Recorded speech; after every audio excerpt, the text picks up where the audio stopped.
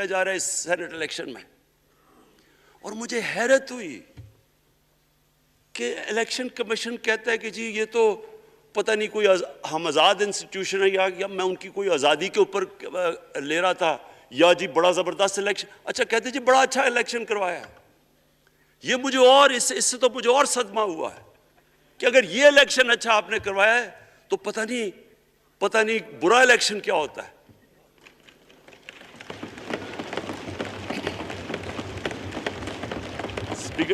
Speaker صاحب یہ دیکھیں، مجھے یہ افسوس یہ ہوتا ہے کہ ہم ایک چیز سمجھتے نہیں ہیں. ہم کہتے ہیں نا جی ہمارے معاشی حالات بہت برے ہیں. دیکھیں جی ہماری ڈیفیسٹ تھے، یہ ہمارے کرنٹ اکاؤنٹ، یہ جو بھی ہم کہتے ہیں قرضے چڑھے ہوئے ہیں. یہ جو قرضے چڑھے ہوئے ہیں یہ ایک بیماری کے سمٹمز ہیں. بیماری کچھ اور ہے. اخلاقی طور پہ ہماری قوم کو تباہ کیا ہے، پھر معاشی تباہی آتی ہے. آج مجھے ایک ملک کا بتا دیں جس کی اخلاقیات اوپر ہو، جن کے مورل سٹینڈرڈز اوپر ہوں اور وہ غریب ہو. ایک ملک مجھے بتا دیں، اور کوئی ملک مجھے بتا دیں جتنا مرضی پیسہ ہو، وسائل ہوں، سب کچھ ہو، لیکن وہاں کی بھی جو لیڈرشپ کرپٹ ہو وہ مجھے بتا دیں کہ اس میں خوشحالی ہو. دیکھیں یہ ساتھ ساتھ جاتا ہے. اس وقت کیا ہوا تھا مدینہ کی ریاست میں؟ کیا انہیں کوئی سونا تیل مل گیا تھا؟ کیا ہوا تھا کہ ان کے پاس کوئی پیسے آ گئے تھے؟ کیسے وہ اوپر اٹھ گئے تھے؟ کوئی انہوں نے قرضے لیے تھے؟ کس طرح اٹھے تھے اوپر؟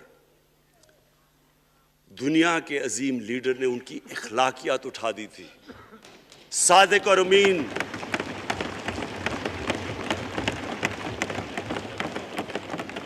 ایک قوم، انہوں نے ہمیں بتایا، ہمیں قرآن میں اللہ حکم کرتا ہے کہ ان کی سنت پہ چلو. اللہ جب ہمیں کہتا ہے ان کی سنت پہ چلو، کیا ہم اللہ کو کوئی فائدہ پہنچا سکتے ہیں؟ ہماری بہتری کے لیے کہتا ہے. قرآن شریف میں سب کچھ ہماری بہتری کے لیے اللہ نے، یہ تمہارے لیے بک آف گائیڈنس ہے ہمیشہ کے لیے، اور یہ ہماری بہتری کے لیے ہے. تو وہ جب ہمیں کہتا ہے کہ نبی صلی اللہ علیہ وسلم کے راستے پہ چلو، وہ ہماری بہتری کے لیے کہتا ہے. اور میں جس نے اس عمر میں ساری دنیا دیکھ لی ہے، اسپیکر صاحب میں آپ کو بتاؤں مجھے تکلیف ہوتی ہے دیکھ کے. جب میں یہ مغربی ملکوں میں جاتا ہوں، اسکینڈینیویا میں، سوئٹزرلینڈ میں، آپ وہاں کے اخلاقی سٹینڈرڈز دیکھیں، ان کی مورل سٹینڈنگز دیکھیں.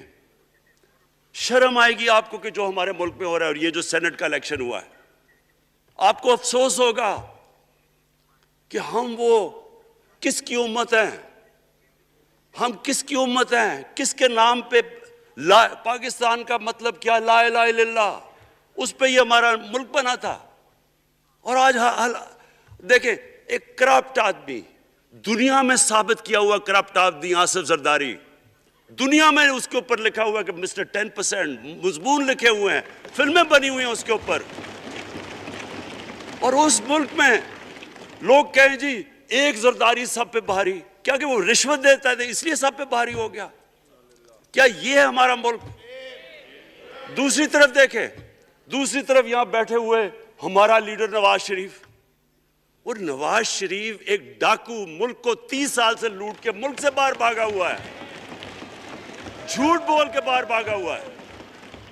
سارے ملک کے سامنے ہمیں کیبنٹ میں ہم نے 6 گھنٹے میں بتایا جی اس کو یہ بھی بیماری ہے، اس کو یہ بھی بیماری ہے، اس کو یہ بھی بیماری ہے. وہ شاید وہ جہاز پہ بھی نہ چڑھ سکے، وہ شاید مر جائے گا. شیرین کے آنسو آ گئے کیبنٹ میں. اور شیرین کے آنسو آنے آسان کام نہیں ہے اسپیکر صاحب. تو ہم نے اس کو وہاں جیسے وہ جہاز پہ چڑھا، جیسے وہاں گیا، وہ ایک دم بھی تبدیل. اور آج وہاں جا کے تقریریں کر رہا ہے، وہاں بیٹھ کے اسکیمیں کر رہا ہے، وہاں بیٹھ کے پلاننگ کر کے جی اسے اتنا پیسہ دو، ادھر پیسہ کھلاؤ. ساری ان کی ایک کوشش ہے، جب سے ہم 2.5 سال سے حکومت آئی ہے، یہ سارے بڑے بڑے ڈاکو اکٹھے ہو کے یہ سمجھ رہے ہیں کہ عمران خان کو کرسی کا اتنا شوق ہے کہ اس کے اوپر اتنا پریشر ڈالو کہ یہ جی ہمیں جس طرح جنرل مشرف نے این آر او دیا تھا یہ بھی دے دے گا. جنرل مشرف، فوج اس کے نیچے، عدلیہ اس کے کنٹرول میں، ساری میں کیونکہ میں ادھر ممبر پارلیمنٹ تھا اپوزیشن نہ ہونے کے برابر. جو اپوزیشن کے اندر جو مین آدمی تھا فضل الرحمان وہ اس کے ساتھ ملا ہوا تھا, وہ 2 نمبر ہمیشہ سے تھا. رائٹ.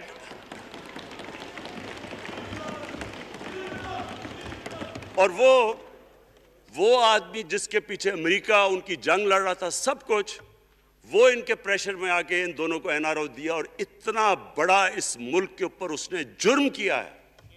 ان دونوں نے آ کے NRO لے کے دونوں ہاتھوں سے ملک لوٹا. اس کے بعد دونوں نے اس ملک کے اوپر 4 گنا زیادہ قرضہ چڑھایا. اسپیکر صاحب 6,000 ارب سے ہمارا قرضہ جو ٹوٹل لائبلٹیز 30,000 ارب پہ پہنچا دی. آج ہمارے اوپر کیا مسئلہ ہے؟ ہمیں یہ قرضوں کی قسطیں دیتے ہوئے بیچارے لوگوں کے اوپر بوجھ ڈالنا پڑتا ہے. یہ جو مہنگائی ہے اس کے بعد میں بات کرتا ہوں, لیکن میں پہلے یہ بات کمپلیٹ کر لوں کہ دیکھیں اسپیکر صاحب, میں یہ 2.5 سال سے تماشے دیکھ رہا ہوں. یہاں پہلے دن پرائم منسٹر بن کے پرائم منسٹر تقریر کرنے جا رہا ہے, کھڑے ہو کے تقریر نہیں کرنے دی. کیوں تقریر نہیں کرنے دی؟ کیونکہ ان کو پہلے دن سے ڈر تھا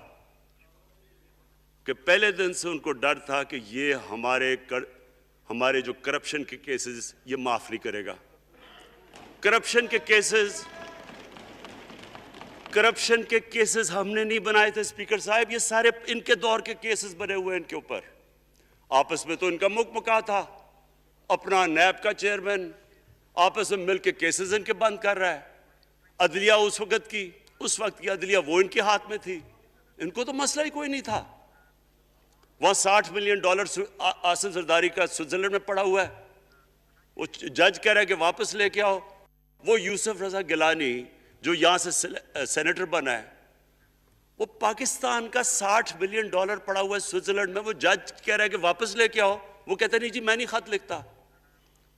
بھئی آپ کے باپ کا پیسہ تھا, پاکستانی قوم کا پیسہ تھا, اس کے اوپر وہ ڈسکوالیفائی ہو جاتا ہے. وہ ایسے پھر ہے جس طرح نیلسن منڈیلا کا ڈسکوالیفائی ہو گیا. اسپیکر صاحب میں یہ چیزیں آپ کو اس لیے بتا رہا ہوں, میں تو ان کو 30 سال سے جانتا ہوں. دیکھیں جب تک ہم اس ملک میں اپنی اخلاقیات ٹھیک نہیں کریں گے, مورل سٹینڈرڈز ٹھیک نہیں کریں گے, جب اس طرح کے الیکشن ہوں گے کہ کھل کے پیسہ چل رہا ہے اور ہم کہیں گے نہیں جی وہ پٹواری کیوں پیسے لیتا ہے, تو وہ تھانے دار کیوں پیسے لیتا ہے, وہ سرکاری نوکر, وہ تو بیچارہ جو نچلا طبقہ ہے وہ تو واقعی جس طرح شیخ رشید نے کہا ہے مہنگائی جو بڑی ہے بیچارے لوگوں کی تنخواہ میں گزارا نہیں ہو رہا. ان کو ہم کہہ رہے ہیں کہ آپ بالکل ایماندار بنیں, اور یہ جن کا اتنا ان کے پاس پیسہ ہے اسپیکر صاحب, میں آپ کو یقین سے کہتا ہوں ان کو خود نہیں پتا کہ ان کا کتنا پیسہ باہر پڑا ہے. اتنے 30 سال سے چوری کر رہے ہیں یہ پیسہ, اور 30 سال سے پیسہ چوری کر کے اب ان کی کوشش یہ ہے کہ عمران خان کے اوپر پریشر ڈالو سارے چور مل کے کہ جی کبھی ہم گورنمنٹ گرا دیں گے, کبھی ہم وہ نکلاتے ہیں. آپ سوچیں فیٹف کے اوپر, اب فیٹف ہماری وجہ سے تو نہیں فیٹف پہ ہم گرے لسٹ میں آئے, یہ تو نون لیگ کے دور میں گرے لسٹ میں آئے ہیں. اب اگر فیٹف کی بلیک لسٹ میں پاکستان جاتا ہے تو یہاں سب کو پتا ہے کہ سینکشنز لگ جائیں گی. تو آگے مشکل سے ہم نے اکانومی کو سٹیبلائز کیا, مشکل سے. اگر بلیک لسٹ میں جاتا ہے تو اکانومی سیدھی نیچے. آج جو لوگوں کو مشکل پڑی ہوئی ہے, اور مشکل پڑی ہوئی ہے ہمارے لوگوں کو مہنگائی کی, اس کی وجہ یہ ہے کہ ہمارا روپیہ جو تھا تقریباً 107 روپے کا, آج 160 روپے کا.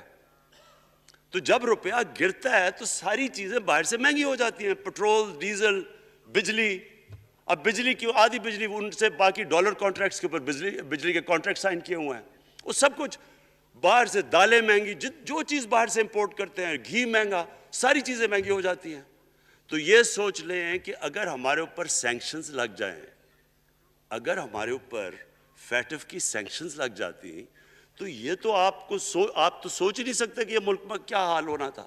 تو ہم اپنے ملک کے لیے فیٹف کی ریکوائرمنٹ پر لیجسلیشن کروا رہے ہیں, اور انہوں نے جناب اتنا بڑا وہ ذرا پکڑا, اتنا بڑا وہ لا دیا جی, اتنا بڑا جی, یہ 34 شکیں چینج کر دیں نیب میں. اب نیب کا فیٹف سے کیا تعلق ہے؟ انہوں نے سمجھا کہ اب عمران خان قابو آ گیا، اب تو یہ ڈر کے فیٹف کی بلیک لسٹ سے اب تو جناب ہمیں یہ 34 سکے سائن کر کے تو نیب کو ختم کر دے گا۔ مطلب یہ کہ صرف ان کی چوری کے کیسز ختم ہو جائے، بس 1 پوائنٹ ایجنڈا ان کا۔ اور میں نے آپ کو پہلے دن یہاں سے کہا تھا، پہلے دن یہاں کھڑے ہو کے میں نے کہا تھا کہ ان کا صرف 1 پوائنٹ ایجنڈا، میں ان کو جانتا ہوں جب یہ سارے اپوزیشن میں میرے ساتھ تھے، ان کا صرف ایک خوف ہے کہ یہ NRO نہیں دے گا، لہٰذا اس کو اتنا بلیک میل کرو، اور اب فیٹف کے اوپر تو یہ پھنس گیا ہے تو اب اس سے لے لو، اس سے کنسیشن لے لو تاکہ نیب ختم ہو جائے۔ اب سوچیں کیا ان کو ملک کا فکر ہے؟ کیا ان کو نہیں پتا تھا کہ کیا ہونا ہے اگر فیٹف کی بلیک لسٹ پہ چلے جاتے ہیں؟ اس کے بعد انہوں نے جلسے کرنے کی کوشش کی، بڑا جی پبلک نکالیں گے ہم، مینار پاکستان کے اندر جلسہ۔ مینار پاکستان کا یہ جانتے نہیں، دیکھیں ان کے بھی آگئے ایک شہزادہ ایک شہزادی جنہوں نے زندگی میں کبھی کام کیا ہی نہیں ہے، نہ ان کو پتہ ہے کہ سٹرگل ہوتی کیا ہے۔ جناب مینار پاکستان خود ہی اخباروں کے اندر اپنے آپ کو پیسے خرچ کر کے اخباروں میں ذرا نمایاں کر کے جناب انہوں نے مینار پاکستان میں جلسہ کر لیا۔ اب میں تو جانتا ہوں مینار پاکستان، اور میں تو اپنے لاہور کو بھی جانتا ہوں، میں تو اپنے لاہور شہر کو بھی جانتا ہوں۔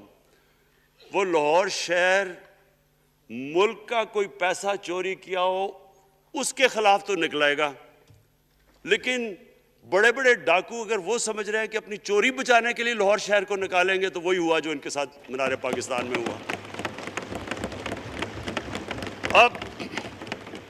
اب آ کے جو اور ڈاکٹر فہمیدہ مرزا نے بڑا اچھا آپ کو ایکسپلین کیا، انہوں نے بتایا کہ یہ کیوں ضروری تھا اوپن بیلٹ۔ انہوں نے بتایا کہ الیکشن کمیشن کی تو ریکوائرمنٹ ہے کہ آنسٹ ہو، فری اور فیئر الیکشن ہو۔ تو انہوں نے 2008 میں چارٹر آف ڈیموکریسی میں کہا ہوا کہ جی اوپن بیلٹ ہونی چاہیے، دونوں پارٹیز نے۔ اور اس کے بعد ایک دم وہاں سے دونوں سب ادھر سے بھاگ کے اور کہتے نہیں جی خفیہ بیلٹ ہونی چاہیے۔ میں نے تب کہہ دیا کہ خفیہ بیلٹ کا ایک مقصد تھا، سارے مل کے کوشش کریں گے کہ حفیظ شیخ کو ہرائیں، اور وہ جو آدمی جیتا ہے پاکستان کا کرپٹ ترین آدمی۔ میں ایک چیز آپ کو آج کہتا ہوں، یوسف رضا کے آپ صرف ایسٹس دیکھ لیں، پرائم منسٹر بننے سے پہلے تھے اور اس کے بعد کیا ایسٹس ہیں، بس ایک چیز دیکھ لیں، کوئی آپ کو کچھ کرنے کی ضرورت نہیں ہے، آپ کو پتہ چلے گا انہوں نے اس نے کیا کیا اپنے زمانے میں۔ تو اس کو لا کے یہاں بٹھا کے تو جناب انہوں نے سارا پیسہ لگا کے، اور ہمیں سب پتا تھا کیا ہو رہا ہے، اور اس کو جا کے جناب انہوں نے ہروا دیا حفیظ شیخ کو۔ اب کیا پیغام گیا سارے ملک میں؟ اس کا میں نے کیوں یہ آج ووٹ آف کانفیڈنس لی ہے، اس کا کیا پیغام گیا دنیا میں؟ سارے لوگوں کے سامنے اوپن ہارس ٹریڈنگ، لوگوں کو راتوں کو کال کر رہے ہیں، یا میں تو خاص داد دینا چاہتا ہوں، میرے ممبرز بیٹھے ہیں، خواتین بیٹھی ہیں جن کو کالیں گئی ہیں رات کہ جی 2 کروڑ سے ریٹ شروع ہوگا، ہم اب آپ کو آگے پیسے دیں گے، ان کو ساروں کو پیسے آفر کر رہے ہیں۔ اور پھر اگر میں صرف الیکشن کمیشن کو ایک چیز کہنا چاہتا ہوں، آپ مہربانی کریں پاکستان کی ایجنسی سے صرف ایک سیکرٹ بریفنگ لیں، آپ ان کو اندازہ ہوگا کتنا پیسہ چلا اس الیکشن کے اندر، پتہ چلوائیں کیا ہوا اس الیکشن میں، تاکہ آپ اس طرح کی سٹیٹمنٹ نہ دیں کہ جی ہماری کوئی آزادی ختم کر رہی ہے۔ میں آپ کی آزادی ختم کر رہا ہوں یہ کہہ کے آپ کہ یہ جو الیکشن میں ہوا ہے۔ اسپیکر صاحب، میں آج اس اوکیزن کے اوپر، کیونکہ مجھے اس پہ کافی میں 2.5 سال یہ بڑی چیزیں برداشت کرتا رہا ہوں، اور میں اس لیے صبر سے کرتا رہا ہوں کیونکہ ملک اتنا ہمارا مشکل میں ہے۔ جو ہمیں ٹائم ملا جب میری گورنمنٹ آئی، میں آپ کو یقین سے کہتا ہوں کہ ساری زندگی میری تو سٹرگل میں گزری۔ جو بھی آپ انسان کسی چیز میں کمپیٹ کرتا ہے، اگر آپ نے ملک میں اپنے سب سے ٹاپ 11 کھلاڑیوں میں پہنچنا ہے تو ایک بہت سارے ملک میں مقابلہ کر کے آپ وہاں پہنچتے ہیں، اس میں ایک بڑی سٹرگل ہوتی ہے، اونچ نیچ ہوتی ہے بڑی۔ اور پھر اگر آپ کو دنیا کے لیول پہ آپ کو اپنا اگر آپ نے آپ کو منوانا ہے اس کی اور ایک سٹرگل ہوتی ہے. اور میرے اس سے زیادہ بڑی سٹرگل تھی کہ ایک آدمی جا کے ہاسپٹل بنانے کی کوشش کرے اور وہ بھی کینسر ہاسپٹل. تو ایک وہ بہت بڑی سٹرگل تھی. پھر پالیٹکس میں لمبی سٹرگل رہی ہے. اکیلا تھوڑا سے لوگوں کے ساتھ شروع ہوا تھا اور سٹرگل کر کے 14-15 سال تو مذاق اڑتا تھا میرا. سارے ہنستے تھے جب نام سنتے تھے میرا. تو ایک سٹرگل کر کے یہاں پہنچا ہوں.